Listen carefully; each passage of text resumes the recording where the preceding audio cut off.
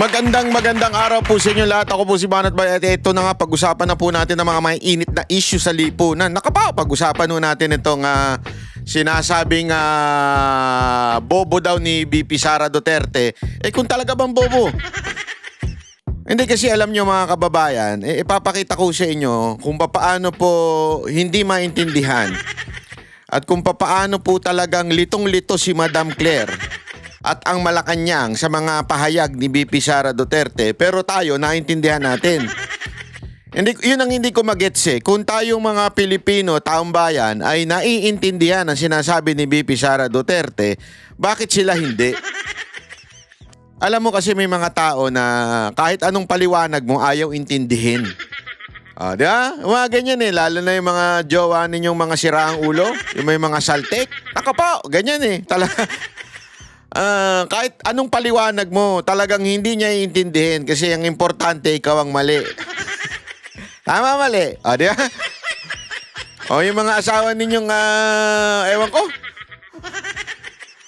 Yung bagang ayaw intindihin at pagka ikaw ay nagpaliwanag, para bagang ikaw ay lagi na lang wala sa hulog. Pero ang totoo, ayaw lang naman niya intindihin, di ba? Ganun parang ganun si Aling Claire Castro. Ang ganda na ng paliwanag ni Madam VP Sara Duterte, ayaw niya talagang intindihin. Gusto niyang palabasin na tama siya palagi, di ba? At pinalalabas niya na parang ang gulo-gulo ni VP Sara Duterte. Ang gulo, pero tayo, intindi natin. Anak ng tutsang kalabaw, oo. Di ba? Simpleng-simple. Papakita ko sa inyo. Baka sabihin niyo niloloko ko kayo. Ito muna yung pahayag ni VP Sara Duterte Bago ko muna ipakita yung sinabi ni Aling Claire. Okay? At ngayon ding araw na ito, pag-uusapan pa natin yung nakupo. Yung witness. Di ba? Yung sinasabing witness na itinanim daw ni Ontiveros, may dagdag daw. Meron pa pala dati. Ipapakita natin yung video, Grabe talaga to si Ontiveros. Kung ang naiya may tanim bala, siya ay allegedly may tanim witness. Ang lupit talaga nito ni Madam Ontiveros. Tapos pag-usapan din po natin itong yung basura sa Maynila. Putangin na yan, shit. Hindi, kasi yung basura sa Maynila, porket binasura yung kanilang mayor, yung siya ni Lacuna. Porket binasura siya, para tilang gumanti siya sa mga taga Maynila. Ganun binasura nyo ako di nyo ako pinapanalo. Ibasura ko din yung mga basura ninyo sa karsada. Bahala kayo. Parang ganun na nangyari, di ba? Antayin nyo si Yorme. Pag yan, naupo na. Sigurado ko, siya mismo ang pupunta dyan at ipapalinis niya yan. Hindi, ako sigurado ako. Sabi ko sa inyo, papuputol kong itong malaking ulo ng ng daliri. Kayo talaga. Ito, malaking ganito ko, yung daliri ko, papuputol ko ito. Pag hindi to si Yorme naglinis dyan sa Maynila. Kasi sigurado ako maglilinis yan Sigurado ako. Hindi, walang biro ito Kahit siya po ay kakilala natin, babanatan natin yan si Yorme pag di niya nilinis ang Maynila. Lagi pa naman akong taga Maynila pa naman ako. Ay, nasabi ko tuloy. Anyway. Ito, pakinggan natin Pakinggan natin itong komento ni VP Sara Duterte bago yung sagot ni Aling Claire. Pasok. Alam mo kasi, hindi kasi nila naiintindihan, sorry Hindi ko alam kung sinasadya nila na ayaw intindihin o talagang bobo lang talaga yung nasa administrasyon. Ma'am, bobo talaga sila. Ako na sasagot.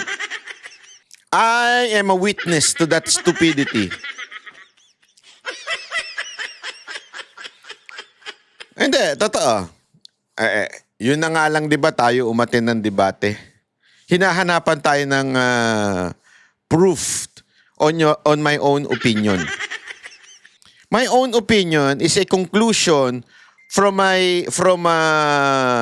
report from the mainstream media. Therefore, yung aking conclusion, it's my opinion. Hahanapan ako ng ebidensya.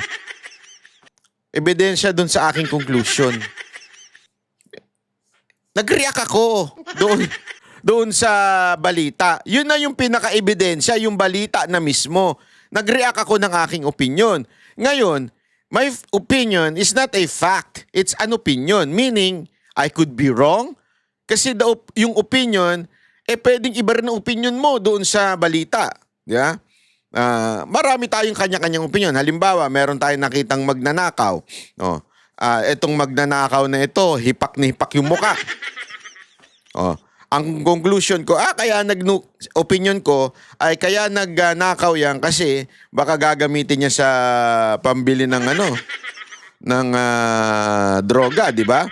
Kasi nga hipak na hipak yung mukha. Yun yung aking conclusion. Opinion ko yun. Maaring, pero the fact na nahuli yung tao na yun, na nagnanakaw, yung dahilan niya sa pagnanakaw ay kanya-kanya na ho tayong opinion. Di ba?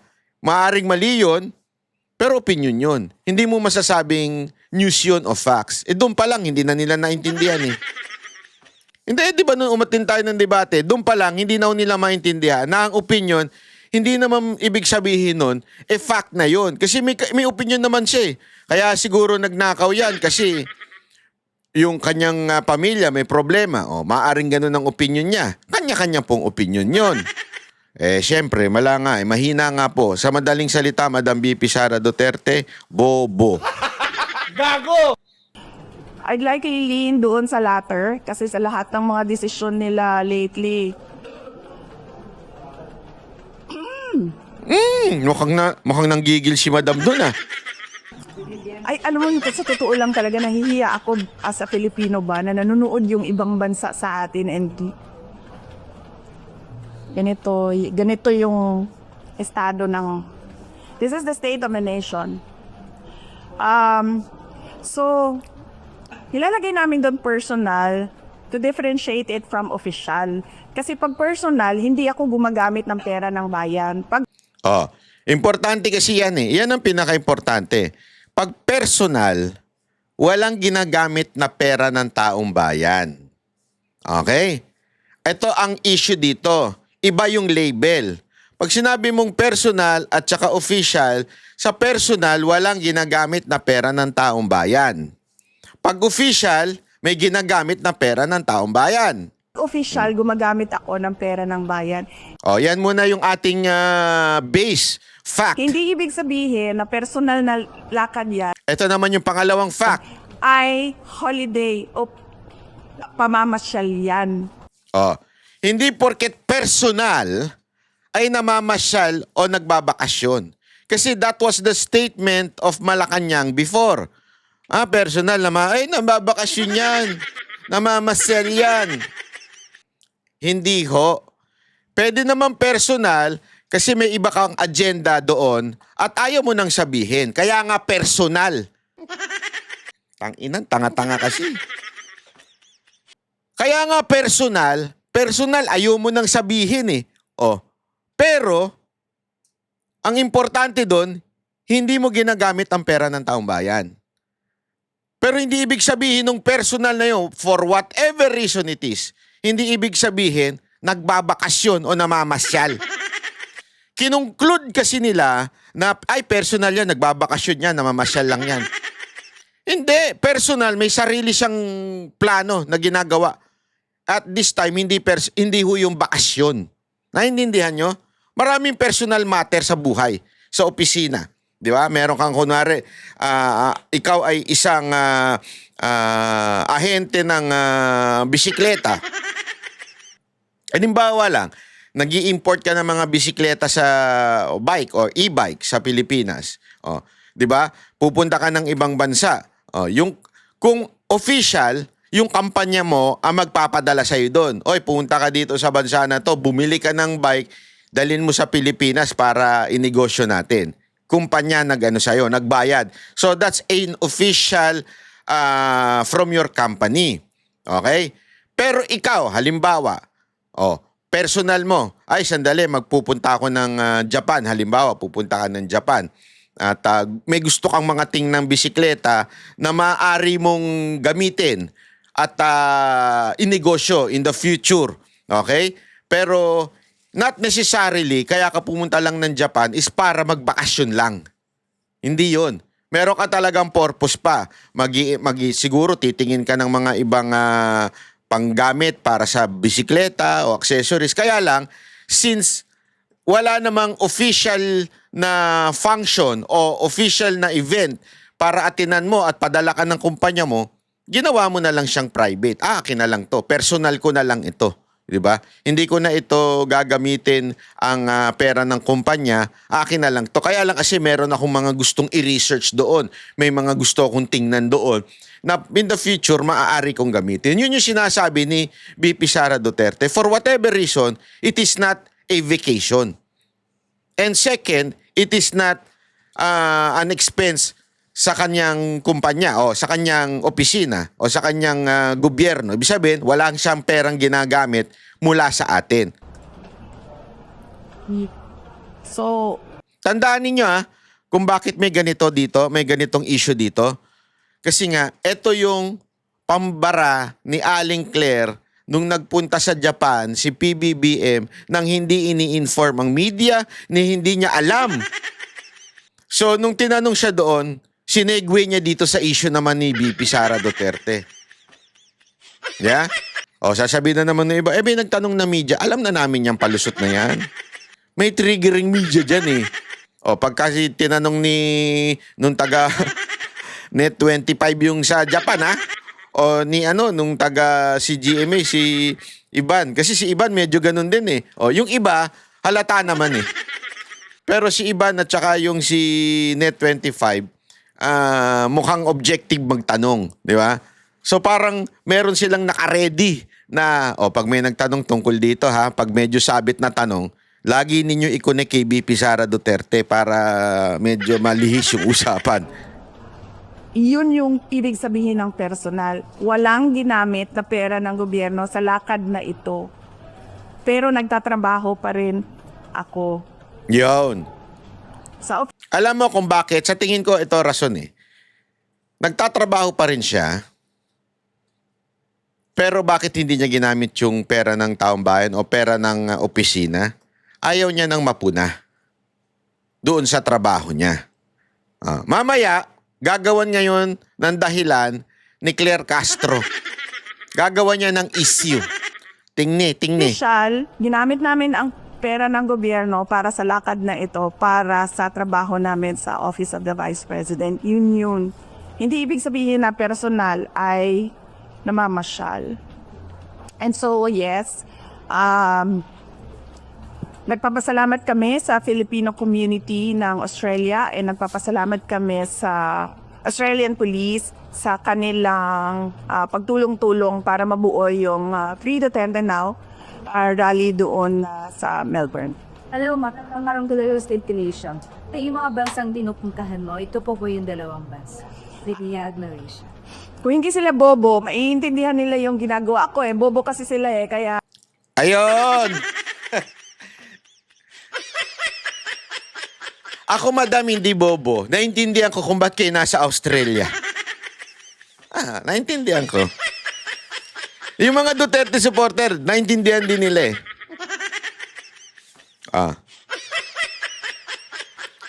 Sabi nga dito, kung may common sense ka, malalaman mo eh. Hindi ganito lang, bibigyan ko kayo ng clue. Para lang siya kaalaman ninyo. Siguro naman hindi kayo bobo katulad ng mga nasa Malacanang.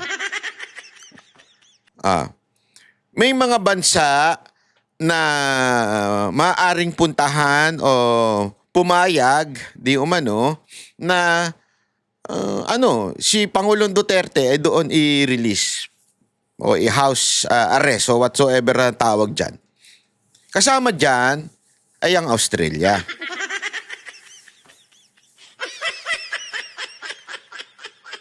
Then suddenly nagkaroon ng event sa Australia. Tangina, pakabobo na ninyo pag hindi nyo pa naintindihan to. Mga bobo talaga kayo. Tapos, nagpunta si VP Sara Duterte doon. Ang sinabi niya, hindi niya ginamit ang pera ng taong bayan. Ibig sabihin, personal niya, lahat. Lahat na expenses, personal niya. Kasi dito, sinasabi pa nung Malacanang, baka siya lang. Sabi nga niya, lahat eh. So, kung sino man ang kasama niya doon, personal niya, sarili niya ang nagbayad doon. Walang pera ng taong bayan. Another clue yun. Pangatlo, hindi siya nagpunta sa Australia para magbakasyon at kumain ng steak o makipagsuntukan sa mga kangaroo. Hindi siya pumunta doon para sa ganon. Ibig sabihin, meron siyang inaayos at nilalakad. Nagtatrabaho siya. O bakit naman sasabihin mo, trabaho yun? Remember, she is a servant of the people. And majority of the people wants a decent decent place for Rodrigo Roa Duterte. Another thing, remember, the former president is not just the father of BP Sara Duterte, but he is also a Filipino citizen na hindi nabigyan ng due process at kailangan ngayon bigyan ng due process. So any Filipino pwedeng tulungan ng isang nasa gobyerno. So that wala nang question, wala nang takpera ng taong bayan ang gagamitin. Ang linaw, tanga ka na lang, bobo ka na lang. Wala nang laman yung utak mo pag hindi mo pa naintindihan. Hindi nila naiintindihan.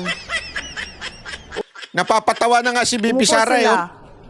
Tingnan nila. Hindi ko sasabihin kung ano yung ginagawa. I don't like talking about how I think and what I think. Madam BP Sara Duterte, tama po ba ako? Sandali Ito, disclaimer lang. Wala ako nakakausap kay BP sa opisina ng president. Hindi ko sila nakakausap. Di nga nila ako kinakausap wala akong connection sa kanila kay BP Sara Duterte, hindi ko rin siya nakakausap. Wala din. There was only one time na nagkita sa Davao, doon lang nagkausap. Pero personally, wala po. Hindi po kami nagkakausap niya. Hindi ko po ka-text yan kahit sino sa opisina ng Vice President. Ba't ko sinasabi yun? Kasi sabihin, ordinaryong Pilipino lang ako na naintindihan ko kung ba't siya nandun. Etong pamalaan nating bobo, pamalahan nating hindi lang bobo, wala nang ang ginagawa, tanga pa, anak ng weteng naman para mga boyfriend niyo yan Hindi yung mga boyfriend ninyo na habang kayo nagpapakahirap magtrabaho sa labas, lahat ginagawa. Hanggang sumasama na sa mga Koreano at in-check. Hapon. Yung jowa ninyo, nakukumukuya ako sa bahay. Wala na nga ginagawa. Tapos, paglulutuin mo ng itlog, hindi pa marunong. Mantakin mo, tamad na nga, walang ginagawa, bobo pa. Gago! Dumadami ng ganyan ngayon, hindi nyo ba alam? Oo. Dami ng ganyan ngayon. Boyfriend. Pogi nga, tamad naman. Pogi nga, wala naman laman ng utak. Alam nyo ginagawa? Kaya dumadami AIDS Siyempre, kailangan ng boyfriend ng pera din from time to time kasi pag humihingi siya sa jowa niya, binubungangaan siya. Ayun, namamakla.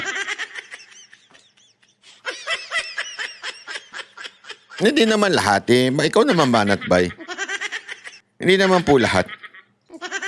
Tuloy natin to Ito naman ngayon yung hinahanap kita ng palusot. Hanap ng palusot si Aling Claire. Hindi niya mapaliwanag. Hindi ko alam kung bakit ganun. Tapos, pupunta siya sa ibang issue. Di ba? Kita mo kung paano niya i-divert dahil hindi niya maintindihan yung sinasabi ni BP Sara Duterte, biglang iba yung ibibigay niyang statement. Alam mo kasi, Sagot po siya sa statement ng Palacio on her overseas trips. Hindi niya raw po alam kung hindi niyo lang naiintindihan or, and I quote, bobo lang talaga yung administrasyon. She also confirmed that her trips are indeed personal but that she never used any government money. And speaking of, yun po. Okay po, nakita po natin kung paano po sumagot ang Vice Presidente. Napaka-emosyonal. Sabi nga po natin, may kasabihan po, na when emotions are high, intelligence is low. Never Kita nyo yung sagot niya? Ang galing ng sagot niya, no? Meron kasi sinasabi si BP Sara ganito, bobo. Totoo ba na bobo kayo? Sana ganun yung tanong. Ayaw pa kasi indiretso yun ng media. Bobo po ba kayo? O bobo talaga kayo, no? Ganun dapat ang tanong. Kaysa na sinagot ni Aling Claire, ano sabi niya? Hindi na niya, ano sinabi niya? Emotional kasi si BP Sara Duterte. When emotions are high, di ba? Intelligence is low. Kayo, madam, ito. Ako na sasagot. When emotions are high, you are slow. Totoo. Madam, medyo mag-upgrade na po kayo ng PC ninyo. Mukhang naka-Celeron pa po kayo. M4 na po ginagamit ngayon ng mga matitikas. Ha? Naka-Celeron pa po ata kayo. speak out of anger. Dahil maliwanag So, yun lang yung dahilan niya. Galit lang daw si BP Sara Duterte. Yun ang ano niya, yun ang kanyang konklusyon. Hindi niya sinasagot yung bobo. po sa ulat na personal trip ang ginawa po niya. At hindi Personal. natin ito question. Ang sabi po natin noong nakaraan ay it's her choice. Kung dyan po siya abala sa kanyang private or personal trips with her family. Pero hindi po niya kasi ibinunyag na gagawa siya di umano ng official functions. No! Diyan ka ng kamali. Ating, wala siyang sinabing official function. Kung ako abogado, pakukulong talaga kita. Hindi, alimbawa lang kung tayo nasa korte, kulong ka sa akin. Your Honor, gaganon ako sa korte. Wala pong sinabi yung kliyente ko ng official function. Pinlay na, kaya nga natin pinlay yung video eh. Huling-huli siya dito eh. Do not play words. Alam nyo kung bakit ko nahuhuli si Aling Claire? Sabi ko sa inyo, personal. Personal ko siyang nahuli, napahiya doon sa guesting natin sa TV5. Sinabi ko daw, di ba, na may nagkumausap sa akin na something like that. Oh, alam mo, on the spot ko siyang kinurek eh. Ma'am, wala po ako sinabing may kumausap sa akin. Sabi ko, opinion ko ito. Walang kumausap sa akin. Bakit yung sinasabing may kumausap sa akin? Kita niyo yung sagot niya, bigla niyang kinabig. Naghanap siya ng lusot. This time, inuulit na naman niya. Kay BP Sara Duterte, ang swerte niya, wala dyan si BP Sara Duterte. Kung hindi, tablado siya. Mantakin mo, sabi niya, binago daw ni BP Sara Duterte from personal, meron daw siyang official function. When you say official function, ibig sabihin, yung trabaho ng opisina niya. Meron ba sinabi si BP Sarang ganun? Wala. Ang sinabi lang ni BP Sara Duterte, to be clear, ito'y personal, walang pera ng taong bayan na ginagamit dito, pero hindi ako nagbabakasyon. Yun ang sinabi ni BP Sara Duterte. Ano sinasabi mong opisyal? Hindi, di ba? Magiging magkaiba po yun kung ang sinabi niya po, kahit po sa inyo, sa media, na personal trip, pero meron po pala siyang gagawing official functions. Kasi magkakaroon. Tingnan nga natin. Alam mo kasi, hindi kasi nila naiintindihan ng sorry Hindi ko alam kung sinasadya nila na ayaw intindihin o talagang bobo lang talaga yung nasa administrasyon. I'd like to lean doon sa latter kasi sa lahat ng mga desisyon nila lately.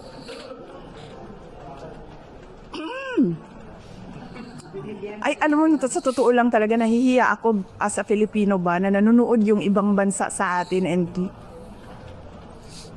ganito yung estado ng... This is the state of the nation. So, nilalagay namin doon personal to differentiate it from official. Kasi pag personal, hindi ako gumagamit ng pera ng bayan. Pag official, gumagamit ako ng pera ng bayan. Hindi ibig sabihin na personal na lakad yan ay holiday o pamamasyal yan. So, yun yung ibig sabihin ng personal. Walang ginamit na pera ng gobyerno sa lakad na ito. Pero nagtatrabaho pa rin ako. Sa official, ginamit namin ang pera ng gobyerno para sa lakad na ito, para sa trabaho namin sa Office of the Vice President. Yun. Hindi ibig sabihin na personal ay namamasyal. Nakita niyo yung mukhang yan? Oh, nasungitan tuloy kayo. Oh. Hindi, wala akong biro. Kasi kaya nga sinasabi ko nga sa inyo di ba? Yan ang problema kasi. Ang linaw-linaw Personal ito, walang pera ng taong bayan, pero nagtatrabaho ako. Hindi ako nagbabakasyon. Ito, ano sinasabi niya? Ay, official yan, official function yan. Hindi nga officially kasi nga walang perang ginamit ng taong bayan o ng opisina. Po dito ng ethical and accountability concerns. Naks naman, naging ethical and accountability. Tinan niyo, may binabasa siya. Alam niyo kung bakit? Hindi ko alam kung notes niya yan o may nagko-coach sa kanya. Parang lumalala na yung ano ni Ontiveros, no? Yung meron nagtuturo. Since siya po ay medyo emosyonal, kahapon yata po yun, nabanggit niya nga po na hindi lang ito personal trip. So, ang tanong natin, kung hindi to personal trip, sana ay naging tapat siya sa pagsasabi kung ano ba ang dahilan ng kanyang pagpunta sa Australia. At Kailan niya sinabing hindi ito personal trip?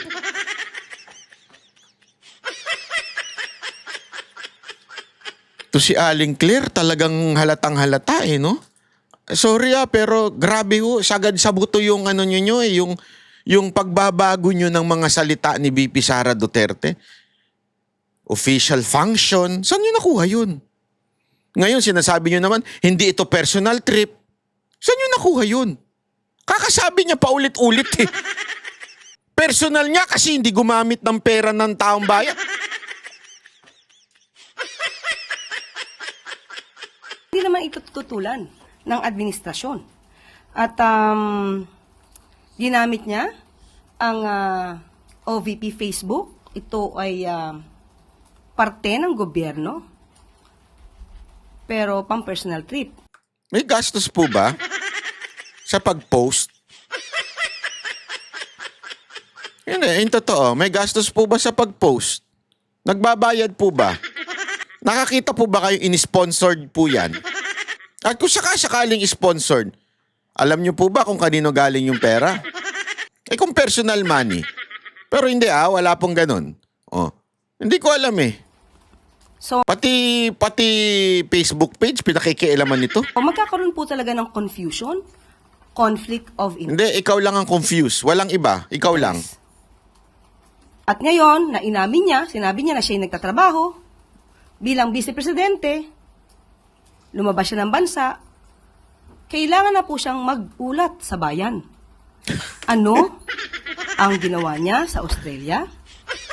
Ano ang naging resulta ng kanyang official function sa pagganap sa kanyang Sino ba nagsabi sa inyo official? May sariling mundo ito. Ma'am, sumasama ka na ba sa trip ng first family? Sama-sama na ba kayo? Kasama ka na sa ano nila? Sa party nila? Bakit kung ano-ano sinasabi mo? official functions sa Australia? At kailangan din niya pong iulat sa taong bayan kung sino yung mga kasama niya at kung lahat ba ng kasama niya ay pinondohan lamang niya. Personal nga, tapos kailangan mo iulat kung sinong kasama niya.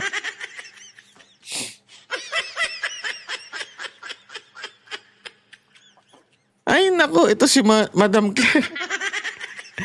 Hindi ko alam, first time ba nito magtrabaho sa gobyerno? First time niya ba magtrabaho sa gobyerno?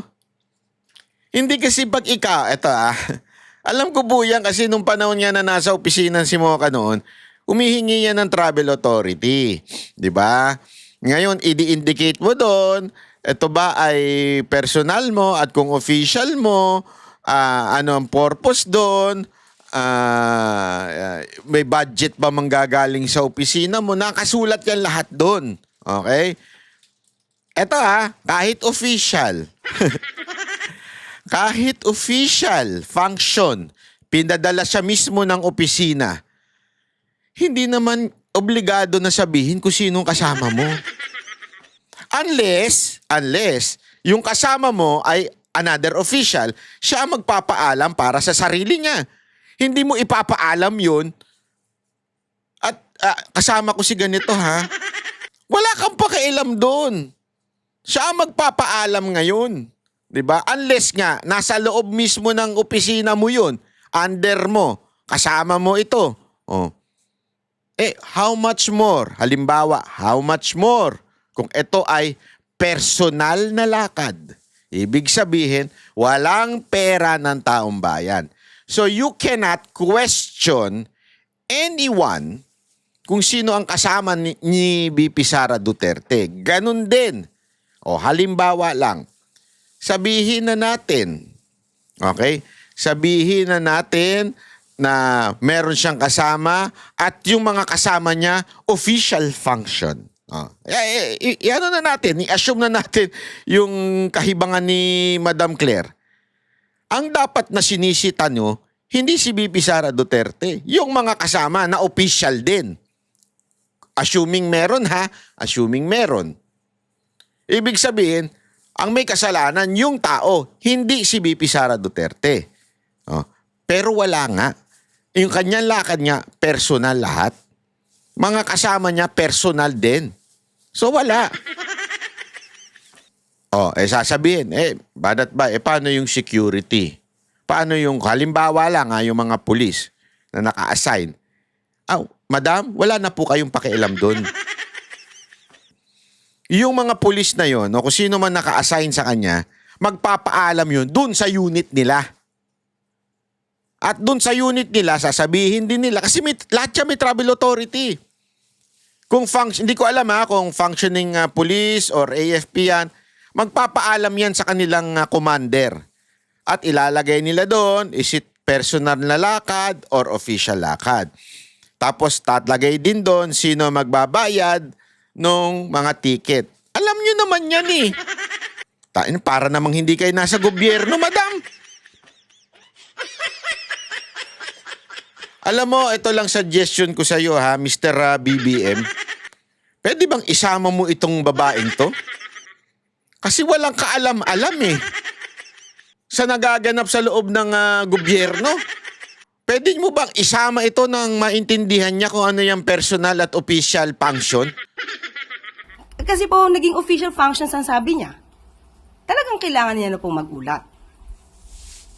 Madam, wala siya sinasabing official function. Ikaw lang nagsasabi niyan. Ito si madam. Kung private or personal trip po yan, hindi naman po talaga kinakailangan niyang iulat kung anong ginawa niya. So, dapat may result po na maganda sa bansa yung kanyang paglakbay o kanyang mga paglalakbay sa iba't ibang bansa. Kaya, muli, bayan o sarili? Tanong yan ni General Luna. Kakaiba ka talaga, madam. Sabit talaga Tapos may pakot-kot ka pa. Bayan o sarili? Ang layo mo, madam. Kaya pala frustrate sa'yo si VP Sara Duterte. Ganun, no? Yung example mo ng bayan o sarili o yung negosyo, hindi nga ba bayan o negosyo? Ang layo Panuurin mo nga yung General Luna. Hindi in fairness kasi, para lang malaman ninyo, ako po, yung General Luna siguro mga more than 5 times kong pinanood yun. Kasi talaga napakaganda at meron talagang meaning yung bawat bitaw doon. And pag sinabing bayan o sarili, di ba? Yung tinutukoy ni General Luna doon, kasi yung nag-aaway-away yung gabinete ni Aguinaldo. Hindi ko alam kung cabinet pa tawag doon, pero kasi may mga negosyante doon, di ba? ang iniisip nila negosyo eh. Kaya nga ang sabi ni General Luna doon, bayan o negosyo, bayan o sarili, di ba? Kasi nga, more on money matters. Anong connect doon sa trip ni BP Sara Duterte? Ang linaw-linaw na nga, wala siyang ginamit na pera ng taong bayan. Tapos, bayan o sarili? Magko-quote ka na lang, mali pa. Gago! Kaya po kayo nabibintangan na na ob-ob eh. Lang din po, she also said that she's the frontrunner for the 2028 presidential race. So the admin pushed for her impeachment to eliminate the frontrunner and that it's the intent of the president to stay in power. Siguro yan po ang nais niya maging naratibo, ipakita sa taong bayan, pero nawawala po yung issue patungkol sa kanyang accountability tungkol sa confidential funds at iba't iba pang mga complaints na napapaloob sa articles of impeachment. Siguro po nais din po natin malaman ang katotohanan at wag lapang pong magtago sa naratibo na siya yung frontrunner para sa 2028 presidential election. At sabi nga natin, kapag ikaw ay taong bayan, ikaw ay taong gobyerno at public servant ka, obligasyon mo na ipakita lahat at sagutin ang mga issue na kakapalooban mo o nasa kakasangkutan mo. So, ina-expect po natin yan kay VP Sara dahil talagang mukhang diversionary tactic po ito. Diversionary tactic? Anong ina-divert?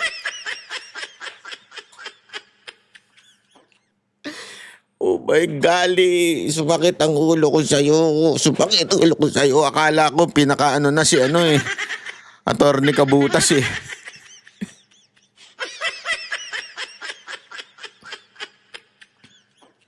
Diversionary tactic. Ibig sabihin may dinadivert. Ano dinadivert ni BP Sara Duterte?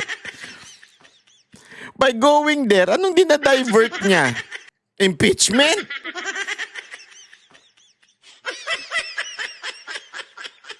Sumasagot nga sila eh, tapos ida-divert. Sakit nyo sa bangs, madam. Baka kayo ang nagda-divert sa issue lagi ni BP Sara Duterte mula doon sa tanong, kasi tandaan ninyo, nanggaling itong tanong na to doon sa pagpunta ni BBM sa Japan nang hindi ini-inform ang media na hindi man lang nito alam, nalaman na lang niya paalis na. Yun yung talagang issue dyan. Tapos napunta sa bakasyon ni BP Sara Duterte. Tapos si BP Sara Duterte pa ang nag-divert. Gago! May na-divert ba sa issue ni BP Sara Duterte? Lahat na nga ng... Alam nyo, ang laman ng social media, walang iba kung hindi si BP Sara Duterte. Impeachment, ombudsman, ICC, si Duterte. Sila na nga lang ang topic sa buong political sa social media eh. Political issue eh, di ba? Isipin nyo, wala nang ibang topic kung hindi ang mga Duterte. Asa na diversion dyan? Diversion ba yung magbintang kayo ng kung ano-ano? Kayo nagbintang eh. Ina naman eh.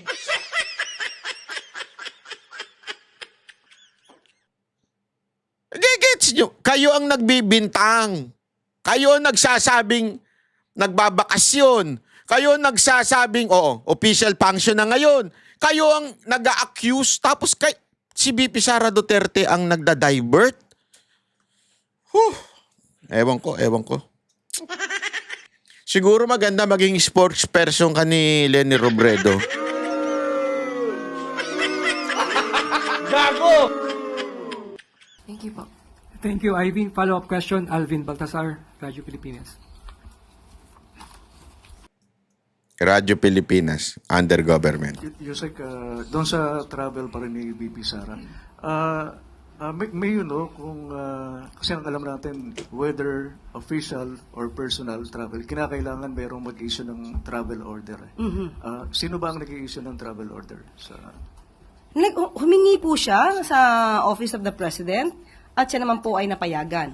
Pero yung kung sino man po yung mga delegado po niya, sa opisina niya po ito manggagaling. So, sabi nga, Delegado under OBP ha. Pero security galing yan sa police o kung sino man yung security niya, yung unit nila. Oh. kanya po, official function ito. So, kailangan niya po mag-report sa taong bayan kung sino-sino yung kanya mga naging kasama at kung lahat po ba ito ay sinagot niya ang mga gastusin. Ito doon sa part ng official Halatang tanim yung ano, no? Halatang tanim yung question. Obvious? trip niya, obligado siya na magpasa ng liquidation. Yusek, ano? Yan, liquidation na. Ay. Di ba, remember, nagtatanong Radyo Pilipinas, ano to? Government-owned station. Liquidation na. Ang tigas ng ulo? Kasasabi lang, siya ang gumastos. Bakit ko liquidate? Bakit ko liquidate ang sarili kong pera? Anong pakialam nyo sa pera ko? Hindi, I mean, kunwari ako si VP Sara Duterte. Yun ang sasabihin ko, anong pakialam nyo sa pera ko? Sinabi niya po kasi in official functions kasi kung hindi Wala nga siya sinasabi. Ikaw lang na... Nagigigil ako. Ikaw lang ang nagsabi ng official function. po siya official function at personal trip at pera niya po ang ginamit, hindi po ito magkakaroon ng issue. O alam mo naman pala eh. Sinabi niya, di ba, sarili niya, pera niya, walang ginastos ang taong bayan. O di wala naman palang issue. Ikaw mismo nanggaling sa'yo. Hindi ko alam bakit mo siniksiksik yung salitang official function na hindi naman sinabi ni VP Sara Duterte. Nanggigigil ako. Pigilan niya ako. Nanggigigil ako. Nanggigil tuloy si Babalo. But since inamin niya na nagtatrabaho siya di umano sa Australia, so kailangan niya pong mag-report di lamang po sa gobyerno, sa taong bayan. Kasi sinabi niya po na nagtatrabaho siya. So ano ang naging result nito para sa taong bayan? So yun po yung pinaka-importante doon. At so yun po. Thank you, Alvin. Follow-up question, Eden Santos. Ayan na. Ang ganda ng tata. Yusek, i-clarify ko lang po, no? Kasi sabi niya, hindi ibig sabihin na personal na lakad yan ay holiday o pamamasyal yan. Kasi parang ang nabanggit niyo po kasi yung bakasyon. Kaya siguro medyo doon nagkaroon ng pagsagot ang VP regarding dun sa issue ng bakasyon. So, it's... Bakit si itong taga na 25, naiintindihan niya? Sinasabi niya, Madam, sabi niya personal yon. Kaya lang nagre-react si VP Sara Duterte kasi sinabi niyo bakasyon. Ang linaw oh. Buti pa si Madam naintindihan niya. So yun po. Thank you, Alvin. Follow-up question, Eden Santos. Eden Santos, a name. Eden. Yusek, i-clarify ko lang po, no? Kasi sabi niya, hindi ibig sabihin na personal na lakad yan ay holiday o pamamasyal yan. Kasi parang ang nabanggit niyo po kasi yung Nabanggit niyo po kasi ay? bakasyon. Yon. Kaya siguro medyo doon nagkaroon ng pagsagot ang VP regarding dun sa issue ng bakasyon. O, kaya sumagot si BP dahil sa issue ng bakasyon. Madam, ikaw ang nag-akusa na nagbabakasyon siya. Sinagot lang ni BP na hindi ako nagbabakasyon, hindi ako namamasyal, hindi ako nag-swimming, hindi ako nakikipagsuntukan sa mga kangaroo doon. Ako po ay may lakad dito na iba. Pero personal ito. Personal. Pag sinabi mong personal, ibig bang sabihin nito personal? Pag sinabi mong personal, sarili ko lang to. So it's personal, pero hindi ibig sabihin namamasyal or holiday po yon. So ano po paano nyo po ikakategorya yon? Kung hindi po siya personal trip, hindi siya namamasyal. Personal nga? Ang ina! Shit! Ay, Siya, hindi pang sarili. Ano po? pampakalma ko ito. Nagtatrabaho po ba siya? O bakasyon talaga? On leave ba siya? So dapat po si BP Sara mismo ang magliwanag niyan. Hindi niya kailangan liwanagin dahil malinaw sa amin lahat. Ikaw lang ang nagpaparatang ng kung ano-ano. Bakasyon, on leave naman ngayon. Ikaw lang ang nagbabanggit niya mga yan. Ang linaw na sinabi ni BP Sara Duterte, this is personal and personal money ko ito, personal ito. Ikaw ang kung ano-anong inaakusa mo, baka mamaya biglang lalabas na dyan, baka nagsha-shopping siya. Baka nagra-ride siya. Wala eh. Wala yan. Di ko alam kung saan mo nakukuha yan. Tapos, gusto mo ipalinaw doon sa tao? Anong klaseng kahibangan yan, madam? Ikaw ang nag-aakusa, tapos ipalilinaw mo sa tao? Oh, ipalinaw mo nga? Oh. Halimbawa sinong ano dito? Sinong nagbasa ng carpet dito sa banyo? Siguro naligo ka dito sa carpet, no? Ipaliwanag mo nga kung paano ka naligo dito sa carpet.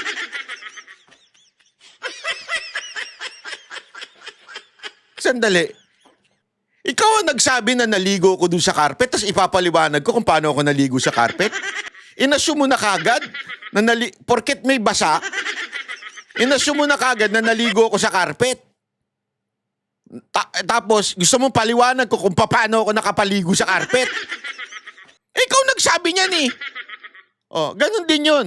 Ikaw ang nagsabi ng bakasyon, ikaw ang nagsabi ng on leave, tapos gusto mo ipaliwanag ko na nagbabakasyon ako? Anong kalokohan yan? Ikaw nagbintang, gusto mo ipaliwanag? Anak ng weteng naman, oh. Sa atin, dahil magulo po ang kanyang mga salita. Hindi magulo. Ikaw lang ang naguguluhan. Kasi nga po, sabi nga ni BP Sara Duterte, bobo daw kayo. Thank you. Maraming salamat, Eden. Next question, Ivan Mayrina, GMA7. Lilihis lang po ako ng topic sa Oh, iba na yan. Oh, lilis na daw si topic si ano. Kasi halatang sinasalsal na daw. Ay, nako. Medyo, ito si Ivan, medyo objective din ito. Nakikita ko yung mga tanong nito. Minsan tumatawa na nga ito. Siguro kaya lumihis na siya sa topic kasi alam niyang sinasalsal lang eh. Ang daming mahalagang topic na pag-usapan. Bakit siya na pinag-uusapan? Di ba? Ito pa, pag-usapan naman natin to. O yung, di ba, kahapon may nabanggit po si pangalan nito, si Attorney Topacio, yung tungkol doon sa Farmally na false witness. O ito, papakita ko sa inyo ha. O, yung di umano, alleged na false witness ni Ontiveros sa Farmally. Ako si Jamie Vegas, nasa 8 gulang at residente ng Pasig City. Kasamahan ko si BJ Almira sa Farmally Pharmaceutical Corporation bilang warehouse man. Nanonood kami ng FB ng programa ni Senadora Risa Hontiveros tungkol sa tulong medikal. At kami ay nagpadala ng ID, ng mga video para makakomply sa kanilang requirements. At nangyari nga iyon, na-approve nga si BJ at pinadalahan siya ng pera by GCash na 2,500 dalawang beses. At napapanood ko at nakikita ko, nakausap niya by Zoom si Senadora Risa Hontiveros at Jay Bequema. Sa utos ni Senadora Risa Hontiveros na gawing testigo para sirain ang gobyerno at ang kumpanya ng Farmally Pharmaceutical Corporation, ay pinilit na papirmahin sa isang dokumento si BJ para katunayan tumanggap siya ng pera. Hanggat hindi gumagawa si BJ ng video at hindi siya pipirma sa dokumento o affidavit, ay hindi nila ibibigay yung pera. Nagkagulo na nga ang pamilya ni BJ. Nag-away na sila ng kanyang asawa, ng kanilang pamilya, at natakot na dahil sa pwede siyang kasuhan ng grupo ni Senadora Risa Hontiveros dahil sa tumanggap na siya ng pera at itong huli ay gusto nga nilang pabagsakin ang gobyerno ni Presidente Rodrigo Duterte at ang Parmalee Grabe, no? Pharmaceutical Corporation. Kaya po lumabas si BJ, nabayaran po siya para siraan si Miss Mago at si Parmalee.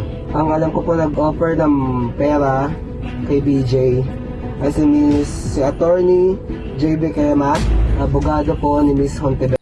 O yan din yung binanggit nung witness no na itong huling witness, si Rene, di ba? Yan din yun eh. Ewan ko kung ito, tandaan nyo, nangyari ito nung panahon ni Pangulong Duterte. At ang motibo nga nila, pabagsakin ng gobyerno ni Pangulong Duterte. Grabe, no? Hindi, ako, ito lang sabi nga ni Atty. Topacio, may consistency.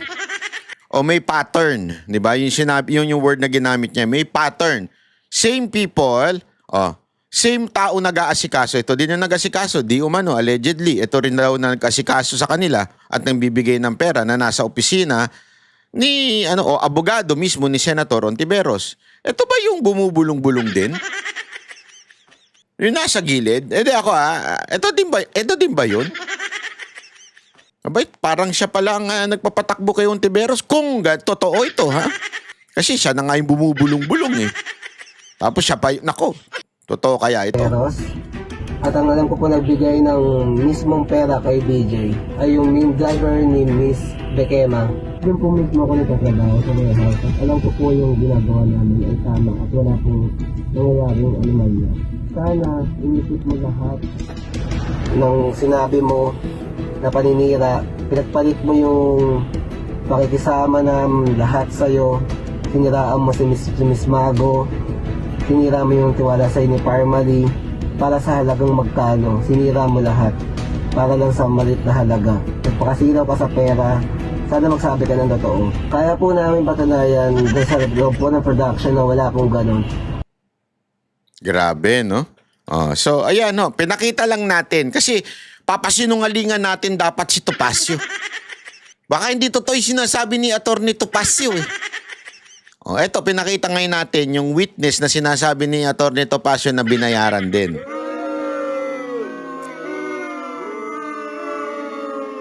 Actually, maraming pang binanggit si Atty. Topacio dun, eh.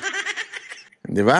Meron pa ngang lumalabas yung kay Corona rin daw eh. I do not know. Malay mo, makikita natin yan one of these days yung video na yan. Grabe talaga.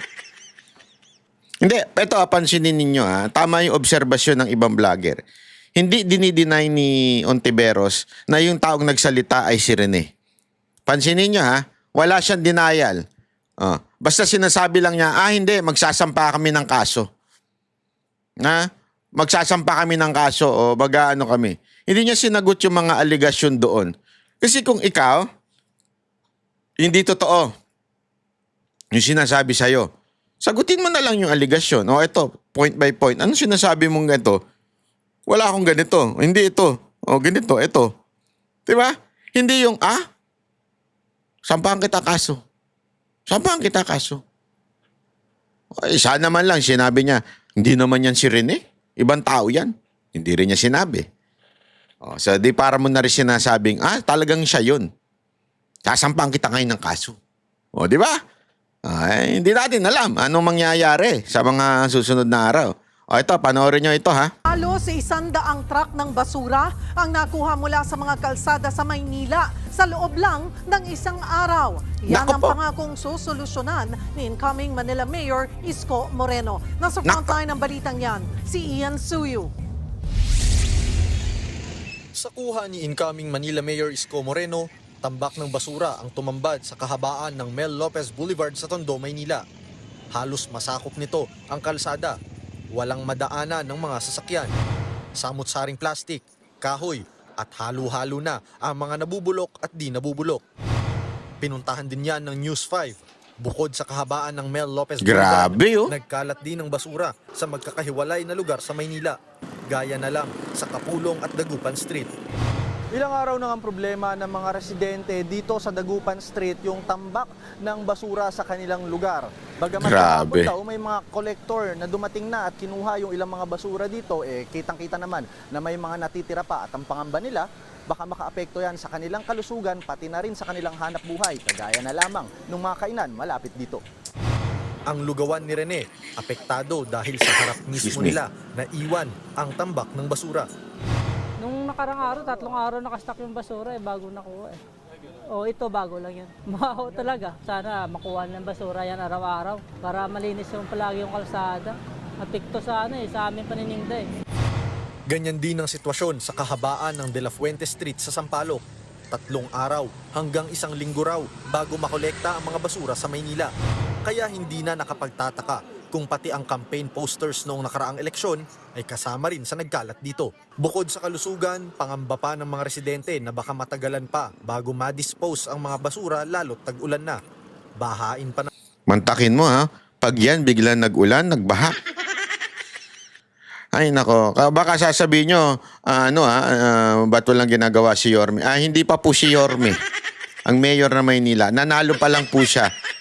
After June 30 pa siya. Oh.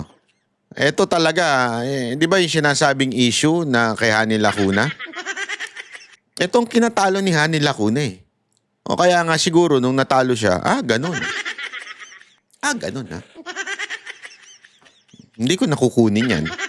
Hindi ko nalilinisin yan. Tinalo niyo ako eh. Hindi niyo ako binoto eh. Baka ganun na nangyari dyan. Kaya, hindi, sa tingin ko dahil nga sabi ko nga sa inyo eh, dahil nga binasura niyo siya sa Maynila, hindi niyo siya ipinapanalo, gumantid din siya sa basura. Inayaan niya yung mga basura dyan. Ng Maynila.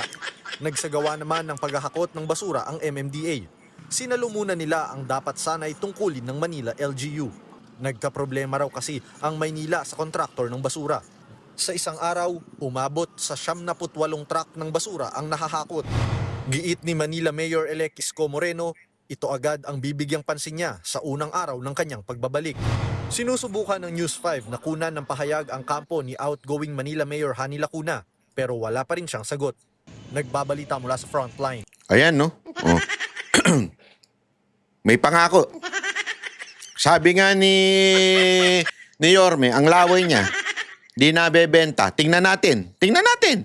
May pangako si Yorme. Unang araw ng kanyang pagbabalik, yan ang una niyang lilinisin. Yorme kasi nakasulat, nakasulat yan sa kanyang status, sa kanyang page, official page. Ang sabi niya dito, basahin ko. Today, June 26, 2025. Nakakalungkot na sitwasyon ng ating lungsod. Natanggap ko din po ang mga panawagan nyo na iba't ibang bahagi ng buong Maynila. Pumanatag po kayo, re-resolvein po natin agad yan. The moment we assume office on June 30, 2025, 12:01 p.m. Fourth tweet down. Titingnan natin. Kasi yung fourth tweet sa Kamara, hindi naman nila ginawa eh. Buti pa sa Senado, ginawa nila yung fourth tweet. Doon sa Kamara, yung hindi nga fourth tweet nakalagay doon, immediately. Ngayon, titingnan natin ito. Kasi sabi niya dito, agad-agad. Yan. Ang English ng agad ay immediately. Ang Tagalog ng fourth tweet, hindi agad-agad. Kahit i-google ninyo. Ng fourth tweet, gagawin niya as long as naka-schedule na. Yun na yung kasunod, fourth tweet. Pero pag sinabi mong agad, immediately yan. Titingnan natin ang tigas nito ni Yorme. Sabi niya, June 30, 12:01 p.m. Naku, anong araw ba yun? Puntahan ko kaya si Yorme doon ng araw na yon at bubulabugin natin siya. Kaya lang, anong araw ba yun? June 30. June 30, Monday yan. 12:00. Tulog pa ako yan. Gago! Titignan natin. 12:00 sa Lunes kung siya ay magtatrabaho nga dyan. Alamin natin. Chotomate, malalaman natin yan. Pero ako, sure ako dyan eh. Pag si Yorme nagsalita, sure ako dyan. Hindi, alam naman natin eh. Tsaka alam naman taga Maynila yan. Kahit sinong tanungin mo, ako laman po ako ng Maynila eh. Kahit sinong tanungin mo sa Maynila, pag tinanong mo ano problema ngayon dito, mula nung nawala si Yorme, basura. O bakit? Kasi si Yorme nun talaga nilinis ang Maynila. Yun na yun eh. Wala nang ibang ano eh.